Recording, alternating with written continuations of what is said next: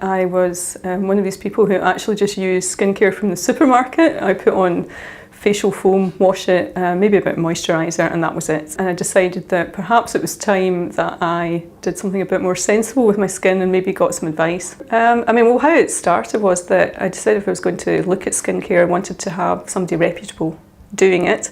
So I like the fact that Sam's actually a qualified doctor and that her team all have, they're all qualified in their field. So I think that was important to me, because if you're going to mess about with stuff in your face, you want somebody who's going to give you good advice. They're not just going to be selling a product because they get a commission. They're actually interested in improving your quality of skin and getting something that works for you. So that was kind of the starting point.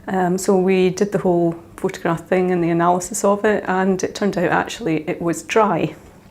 So what we looked at was just some proper skincare, and I wanted to do something that didn't involve too much effort.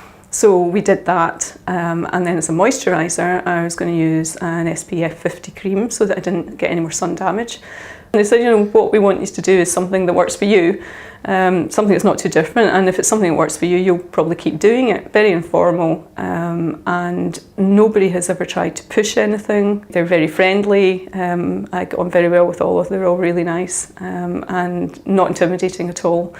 Don't worry about coming along, you're not going to get pushed into anything. If I look at the photographs of myself from a year ago when I first came here, or a little over a year ago anyway, to today, and see the improvements in terms of the hydration. I no longer have this oily T-zone, I actually have normal looking skin. And I can see that my skin, the pores are much more refined, the sun damage has gone down, I have less freckles where I had some sun damage. And I definitely have a smoothing effect, and it's probably something I should have done a long time ago, so I wish I hadn't waited, and don't wait either.